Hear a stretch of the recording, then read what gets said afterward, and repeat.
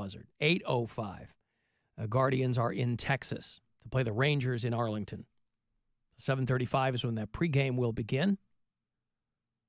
I would have been so pleased to see the Guardians get swept by my White Sox, but they pulled it out. They still won 3 of 4 in that series. White Sox skyrocket to 12-29 so far, thanks to the Cleveland Guardians. I don't know what happened there. I don't know if the Guardians had their bat boy out there. I don't know what they were doing. They could not have had their best dudes out there against the White Sox. Rockies go to 12-28. The Florida Marlins are still languishing at 11-31. But we were talking about Blue Jays yesterday. My daughter has a something she got for Christmas that we haven't yet set up.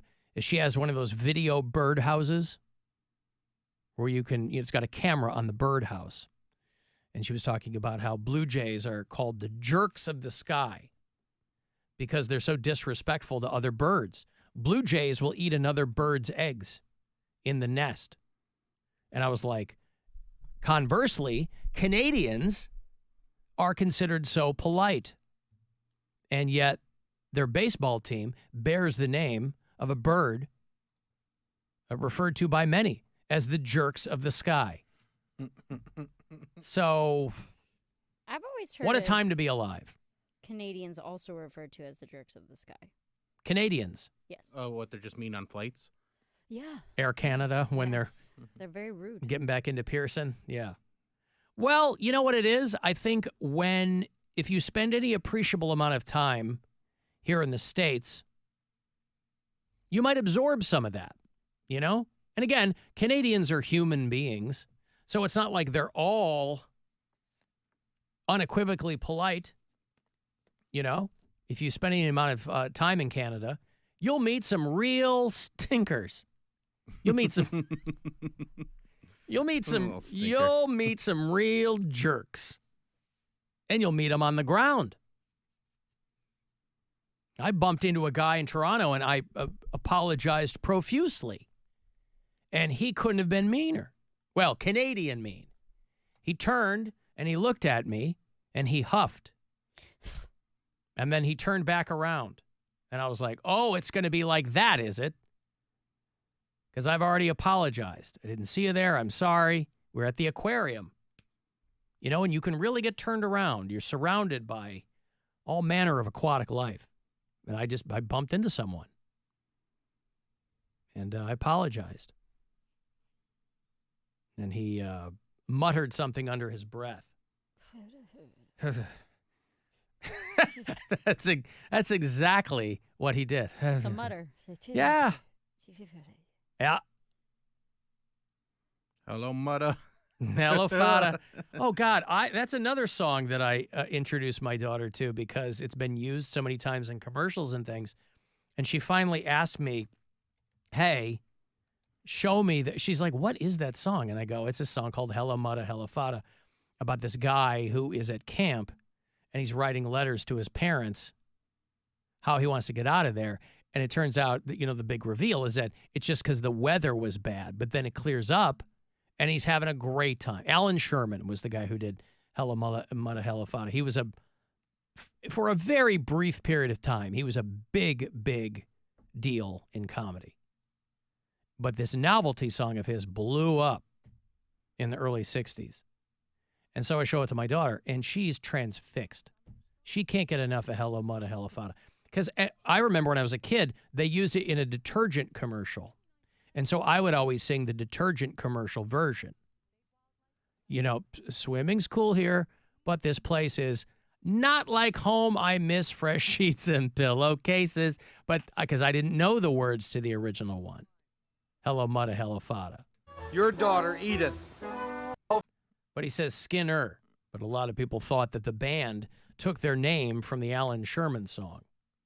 But that's not what he said. Alan Sherman's a guy who died young, boy, because his fame waned, just as quickly as it showed up. And so this guy basically, like, he got lung cancer. He was a heavy guy, so he was taking care of himself, drank a lot. So, like, the end of his career, Living the dream. the guy couldn't get work. So, you know, they have that, like, retirement home for people in Hollywood, right? Where some people, I forget what it's called, but it's like this, for, like, celebrities of a certain time whose fortunes took a turn or they didn't have a house anymore, they'd put him in this retirement home. It was just full of old Hollywood stars, and I think Alan Sherman might have died there. God, that's got to be the worst. But he didn't even place. make it to 50. Huh? That's got to be the worst place. Just a bunch of old people with egos. Oh. Well, but they're all old, too, so I don't know. Yeah, I take your point, but you kind of wonder, you know, if they get dementia. I don't know. Don't you know Probably. who I am? I was the first person to ever be in a cereal commercial. Just Yeah. say, you mean who you were? No, who I am. That's what I'd say to them. Who you were, Because yeah. you're not them anymore. Now you're just a patient here, resident, whatever. Yeah, that You're would not be special. tough. Pay your bills. Tell your grandkids to pay your bills. Yeah, it's the Motion Picture and Television Country House and Hospital, I believe is what it was called. And so there would be all these old Hollywood types that, like, you know, they would take care of them because they couldn't really afford anything else. But what a way to go. Because you have to think, too, the most famous people of any era are mostly forgotten, right? Everybody eventually gets forgotten. So, like, you could have been the biggest star in 1940, and nobody's ever heard of you now. I mean, that's what becomes of everyone in showbiz. That's not what they said in The Sandlot. What'd they say in The Sandlot? Legends never die. Oh, well, they meant sports legends, right? Right? Isn't that heroes live forever, but legends never die, or something like that? Legends live forever, heroes never die. What is it? It's something like Legends never die, I believe. Alan, don't forget about Canadian geese. No, they're definitely the jerks of the sky. Do they fly? Yeah, I guess they do, right? They are the jerks of the sky. that. Oh, that's what it is. Heroes get remembered, but legends never die. Ah. The implication being what? I mean, they don't mean that they physically don't die. But their legend is so strong that it's like they're still around because people Yes. can't stop talking about I them. see. So people can remember those other dicks, Mhm. but the legends, people just can't stop talking about them. Right. Devotion to accuracy, you're right. Thank you. They're not doing 2 there, 2 here. They go 1 there, 1 for the Cleveland-Boston series now. So they would Yeah. go back to Boston for 1 and then back here for 1. Right. And then game 7 would be in Boston. Right. And I believe all the tickets are gone. Rob's tickets are gone for Yeah, tonight. yeah. Okay, there you go. He was at the solstice steps. Solstice wasn't steps. The steppies. Indeed, he was. Yes. he? I knew Let me- it. I'm sorry. I knew it. Good job. Where are we on the ice one? I knew Oh, it. good for you. Yeah, did you know the East Side? Nope. Never been there. I mean, I haven't either. But Never you know, heard it's of a- it until today. Really? I mean, I They heard got of the flags Manor, but there. I didn't know about the. You heard of Menor? Yeah. You didn't know they had an ice arena. Yeah. Yeah. Well, in summer it's the water arena. That's probably why it. Yeah. That's probably why it was confusing for so many people. Okay, good. Well, thanks. Have fun tonight. I've got last chance for you to win some money today, and then we'll start it up again tomorrow. $1,000 courtesy of the Buzzard Bookie. Good luck. This is your chance to bet with the Buzzard Bookie and win $1,000 now. Enter this nationwide keyword at WMMS.com. Check. That's check. Enter it now at WMMS.com. Cedar Point. You've heard of it? Yeah. Very popular entertainment venue. Cedar Point has been open for 10 days. They opened on May the 4th. 10 days. They've been open for like over 100 years. the most recent season at Cedar Point. You're right. Gotcha, I should have been more specific. Gotcha now. My Now I apologies. get it. Now. This summer, Cedar Point has been open for 10 days, and the revamped Top Thrill Dragster 2 is already shut down. I don't know what they got to do. I mean, they've invested so much money in it, both in the ride and in someone getting hurt by the ride. I don't know when they're just going to shut this place down, this Top Thrill thing. I don't know when they're just going to cut their losses and go, yeah, this one ain't it. It's never running. Right. Well, that's what I'm saying. It was a problem. They hyped it up, as they should have. It's a fun ride when it's working. They put Kenny Crumpton on it, and they strapped a bunch of other media dopes to it, and then they run the thing, Top Thrill 2. It had been down for 3 years because that lady got hit in the head by a bolt, and so there were all kinds of litigation going on with that, and they've already shut it down. An extended closure. Indefinitely. As the ride's manufacturer completes mechanical modifications. That's got to make you feel good. Mm-hmm. Who's going to stand in line for that? Nobody. They didn't detail the required work, but they said that it cannot yet confirm a reopening date. And again, it's a fun ride when it's working and when it's not throwing bolts into people's skulls. But at some point, you got to go, let's just raise the thing and put bumper cars there or something. They should replace it with the most innocuous, mundane ride there is. Just swing the pendulum, if you will, the complete other way. Mine ride too. Snoopy. Blue streak. Bluer streak. Bring on the bluer streak. Yeah, which ones are gone? Bring back like an old favorite. Mm-hmm. What's the headache machine one? I think they still have that. The Maverick or the no? Maverick's brand new. What's the old timey one that was just a headache maker? Just Gemini? banging your head around the No, whole I time. know what you're talking about. Oh, That Mean one's- Streak was that one. Mean No, Streak. Mean Streak is the Maverick now. No, Isn't Mean it? Streak is Maverick's different. Mean Streak is now like I can't remember what it's called, but it's a different one now. Oh, it's gone? Yeah. Well, Okay. it's still they like adapted it to make Okay. it smoother. Can't remember what it's called. That ride's fun, dude. Mean Streak was fun. Steel Vengeance? Yeah, that's it. Yeah, that's Okay. it. Well, I just remember the first time we went, when we moved here, there was one, I was just banging my head all over You're the like place. seated, you're sitting up, and I think it's the Raptor, isn't it? Like What? Kick the Sky or whatever. But your Raptors head are is in. your Feet dangle? Yeah, but your head is like locked in, and it bangs against it back and forth. I know. See, what I you're never talking felt about. like that on that one. I always felt like Mean Streak was a headache maker because it was just so rickety. I think that's the one I'm thinking of. Yeah. Mean Streak's the wooden one. Yeah. Yeah. What? No, There's I only think two it's wooden it's ones. funny. I mean, it's roller coasters are great. My wife had to get me into roller coasters as a grown man because I just grew up terrified of them. And now I love them, of course. And thank God my daughter, she has no fear. So, like second time she rides a roller coaster, she wants to ride front car arms up. So I'm like, beautiful. Because I was a timid child, Bill. Yeah. And we didn't travel anywhere.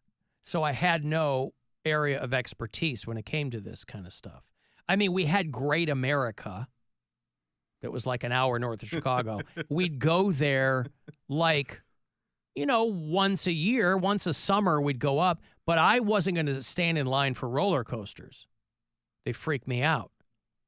Because all I heard, I didn't grow up in a loud house. And you stand there in line, and it's people screaming. And you go, oh, well, those are screams of joy, screams of excitement. But I'm not thinking about that. No. I'm freaking out. So, I think my mom didn't care, but I think my dad was like, let's go on the roller coaster. I was like, hell no. And then I started Why dating. are you giggling so much, Bill? Because Northeast Ohio Regional Sewer District made a tweet, and somebody sent it to me because they weren't sure what was going on. With what?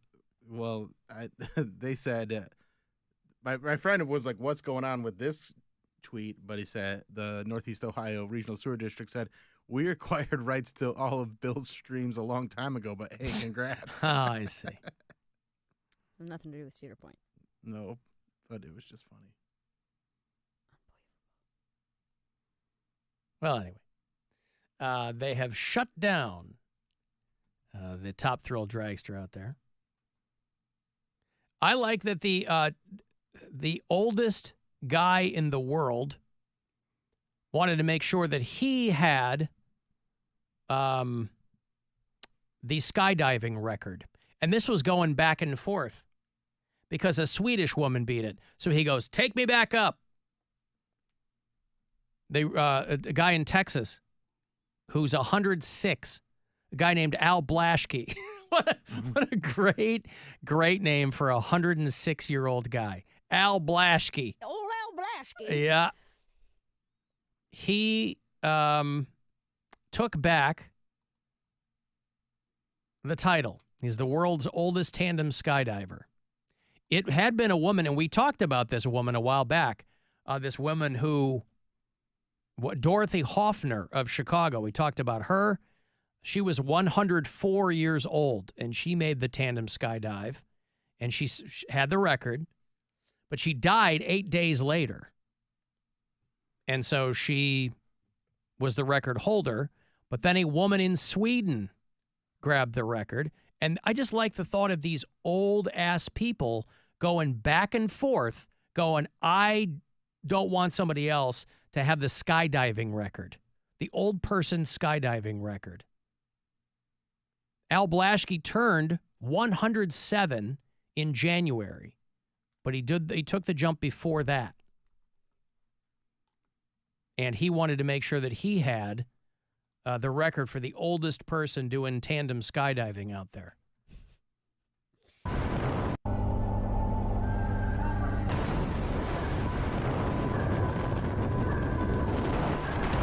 Jumping out, face flopping in the wind. What do you think, Al?